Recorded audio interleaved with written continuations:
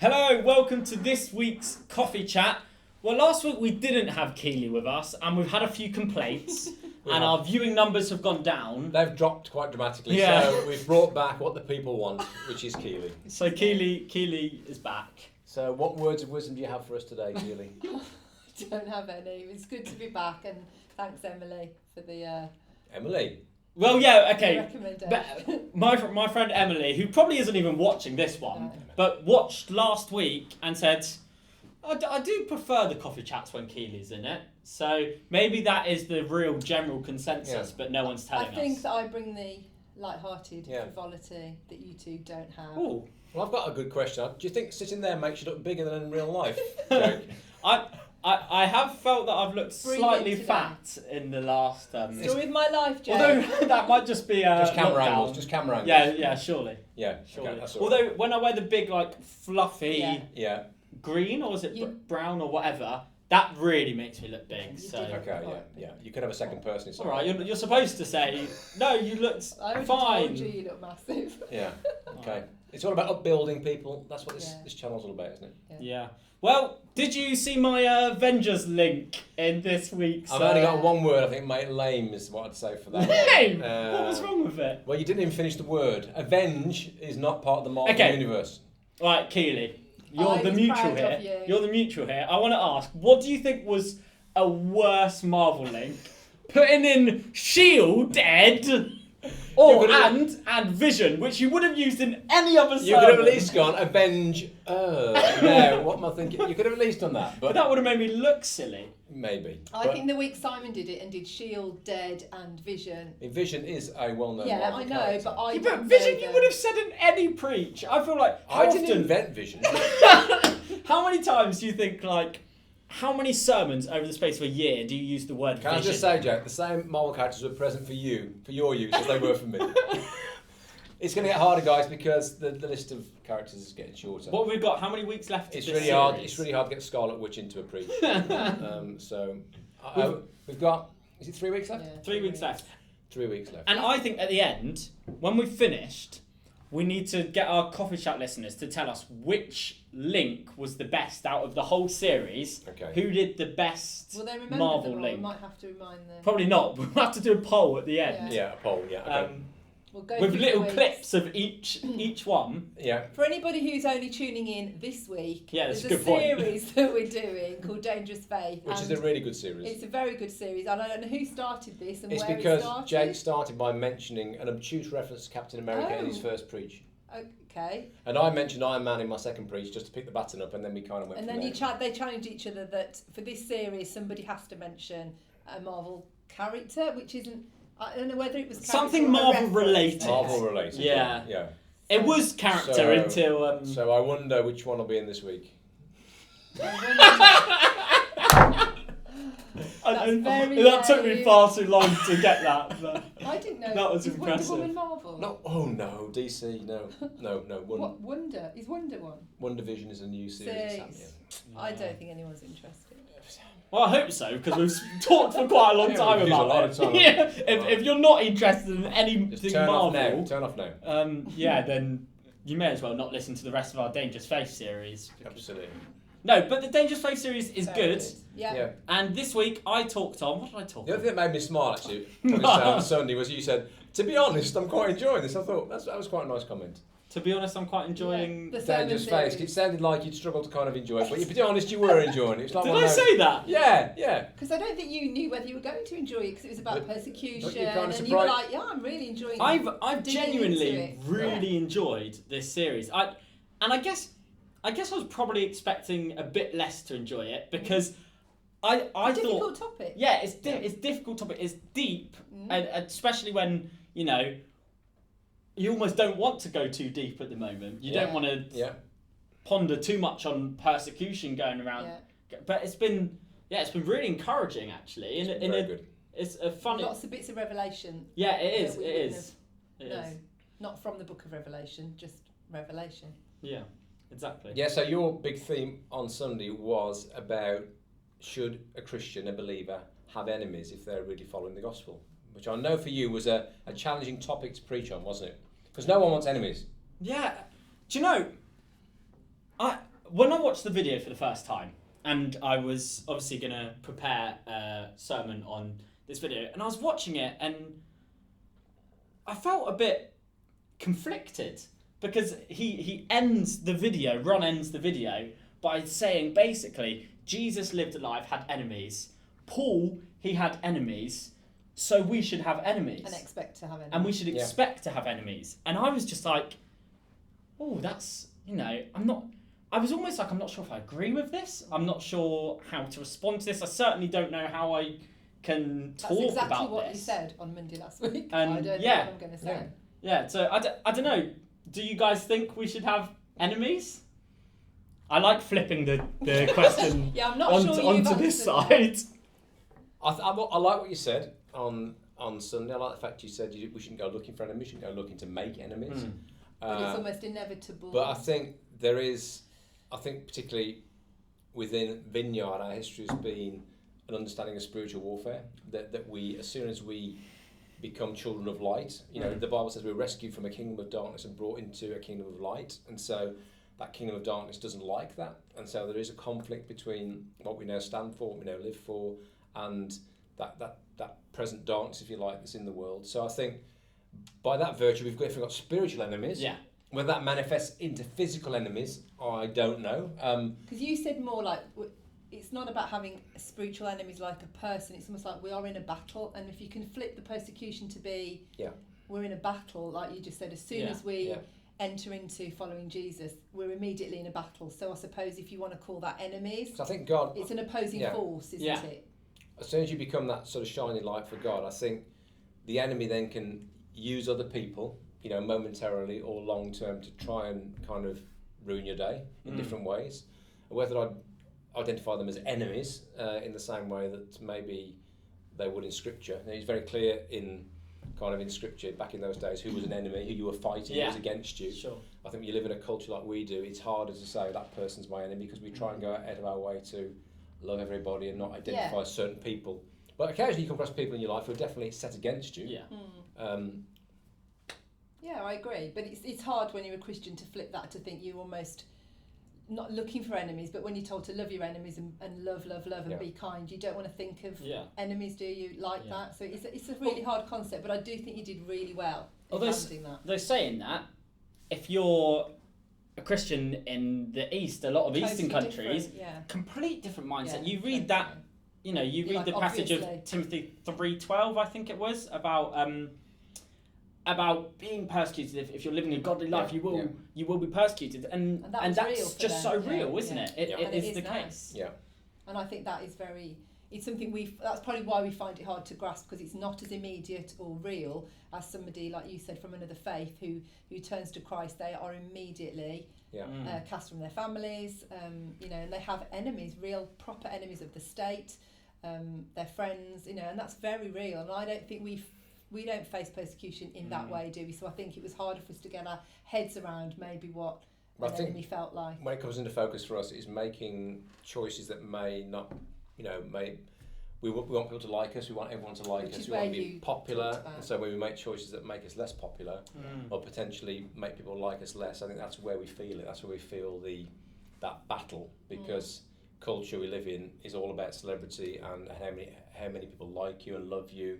And so even Instagram, how many people want to watch this video, it feeds into that whole thing about how many people like me enough to actually want to be around me or listen to me. And you might be involved in doing something or saying something God calls you to, which actually doesn't put you in a popular place. And so that can be that's a better word in my opinion. I loved how you landed it there more. It's about being popular can cause you to say things that maybe aren't quite what you believe, but you don't want to not be liked, so you just blend in with the crowd and not make an enemy, even though you might not think of the word enemy. It's that's what happened to Peter, didn't he? Peter basically buckled under pressure. You know Jesus, no I don't. He literally denied Jesus 3 times because of peer pressure. I think that's such a powerful thing. Even Peter sort of folded under that pressure, and obviously he was in more danger than we were. But that fear and that desire to fold in and not be seen or not be make your faith overt is really strong. I think, particularly for young people. Yeah, I mean, as I was reading around this topic and this passage and watching the video, the main thing that challenged me on this was, what am I not doing because I am scared of what is, let's be honest, relatively speaking, and not even relatively speaking, very, very mild persecution. You know, what worries me often is someone thinking I'm an idiot. You know, someone laughing at me or going away from me and telling someone else, did you hear this thing that Jake said? Not cool. Exactly. And I guess I was challenged. I don't know if you remember, this is almost like I'm forgetting the cameras here. I don't know if you remember our away day, our leadership away day, last year, there's about 13, 14 months ago, and we were having some people serve us food. Yes. And was that last year? Did we have one last year? Yeah, we did. We managed to sneak it in, yeah. And there was, I forgot what it was, but there was some reason that I was gonna ask if the person serving us food wanted prayer for anything. Yeah. But I was almost a bit too like, I don't really feel comfortable. Do you know? Yeah. And that's kind of what I'm talking about in terms of almost the fear of how you come across in being more overt in your faith and them just thinking, even just their thoughts of what a weirdo, what are they? And that is kind of what challenged me is, why is it that such a mild amount of, not even persecution, let's be honest, when people is are prepared when there are some die. people that are prepared to do so much, you know, risk their life, risk their quite family's sobering thought, life, you know, and they're willing to do so much. And I was looking at myself and saying, yeah, I struggle to risk the smallest thing. And I guess what I wanted to leave people with was this challenge of this idea as well of swapping places. How would I be in that place, and how effective would they be, those that are willing to have massive persecution in my situation? And I was just left with that. And I think the thing I take comfort from that is the fact that those people are just ordinary people like us, but they're put in extraordinary situations. I think, so the story of Peter, I think, is in the Bible. They reckon, you know, Mark's Gospel may have been Peter's Gospel, written by, you know, Peter asked Mark to write it because he's very candid about his failures. And I think he wanted people to read about the fact that he was this flaky marshmallow man who became this rock on which God built his church, you know, and he takes that sort of inconsistency in us and says, actually, I can make you more than you are. So I think it's very hard to imagine ourselves in those situations, but maybe when we're in those situations, God empowers us to be able to stand firm in ways that we don't think we can when we're not exposed to them. So I think I take comfort from those stories in Scripture that even Peter, you know, folded, but he was restored and actually went on to become this bedrock of the early church. So. But I do think we should challenge ourselves as well. We should, I think, challenge ourselves. Culture to make us afraid of not creating enemies but not being liked, and I think you know, even that small thing could be a step where we all think, what can I do this week, where normally I would shy away and think, I don't know whether I want to do that because they might alter their perception of me, and let's just go for it anyway and be that saltiness you know, in the world and show Jesus. And Ron said a quote in the middle of his video which kind of went a bit unnoticed, I think, which was, he said, those that have had this persecution count their persecution as the biggest blessing of their lives. Do you think that's the same for us in our mild persecution, or do you think we're just talking right about now what we're going through? Well, I'm more mean when we step out and might have the mild persecution. Do you think that is also some kind of a blessing in that? I think it's hard because I think we're conditioned to our worldview. We're conditioned to try and stop ourselves being exposed to any kind of difficulty or danger or failure or so. I think if you live in a world where actually that's more the proximity that to you is closer, then something happens to you and you get through that. But I think for us, we just try and spend all our lives trying to inoculate ourselves against pain, don't we? You know, with our toys and our technology and our time and our friends, and so we're not really conditioned to. So when persecution comes, it's like we got through that. You know, we don't want that to happen again. So I'm not sure we're conditioned always to actually assimilate what God's done in that time. And I think that's why it's really important to come out of this time. So we're thinking about doing something that actually helps people, you know, transition from this time into the future, to actually help people think and reflect on what's God done in that time and how can you assimilate what's happened in a way that's wholesome and healthy, rather than just like we're through that. That was just a bad time. 'Cause I'm sure God's done so much stuff in us through this time. We just need to have time to reflect and figure out what it's been really. So, and we're not very good at reflecting. We're not very good at taking time to do that anymore as a society. So, we want to just be on to the next thing. So I think figuring out how we do that well as we come out of COVID is going to be a really important thing for us as a church. Yeah. People. Yeah. Do you have any ideas of what you think? I might have asked this question before on Coffee Chat, but a reflection of what you think might be new as we start to... We're hoping to hear next Monday, so this will be the last Coffee Chat before we hear a roadmap of, hopefully... We might record it there next Monday. It probably won't come out till true. True. So we might have another one. But in terms of listeners... we might have to do it on Tuesday next week. Yeah, maybe we do. But there's going to be some kind of roadmap. How do you think there'll be anything that's going to be different, or as we start to come out in this world to what it was this time last year? I think there'll be a really approximation of values. I think people are going to be a lot more focused on relationships and connectivity and what's really important in life. Whether that causes people to make significant changes in the way they do their lives or where they spend their money or their time or their energy. I feel personally there's kind of a real back pressure for people to come and connect with spirituality. I'm really believing that actually a lot of people will want to come to church and connect with church communities because of what's been happening during this time. So I think it's kind of a back pressure building, so I think we'll need to be a lot more ready for that, welcoming for that, ready to really introduce people to Christ in new ways and fresh ways, and ways that maybe remove some of the traditional stumbling blocks to people. Maybe we just need to be ready for that real back pressure of people to come. So we're excited. I mean, planning anything is very hard. But I think we've been pragmatic through this time. We can continue to be pragmatic for the future. But I think I'm really excited about just not bringing people into church, but actually helping them connect with Christ in a way that is so dynamic and life-giving for them, because He's what sustained us through this time, and I'm just so keen to introduce more people to Him. So. Yeah. And Keely, you're just hoping the cafe's going to be open, people are going to be around. Yeah, just want people to be back in the building, connection, And I was talking to someone today, we were just saying, do we think we're going to snap back quickly and we're going to go, oh, life's back, and we're all going to know how to do that? Because, sometimes I'm wondering, I've forgotten how to just have a decision, I want to go somewhere and go because I'm not allowed. And will it be a slow burn where we all have to learn how to do life again and almost recondition our minds to be able to think for ourselves and be able to plan and do things without all these restrictions on us? Or are we going to be so pleased when restrictions lift that we'll just snap back in? And I don't know, I think we need both ends. I don't want to just snap back to the old ways, because I think there's so much I do want to learn and have time to reflect on, but I'm not sure I can reflect right now while I'm still in it trying to get through. But I hope there is a period where we do have time to reflect and think, what have we learned and what do we need to do differently? So.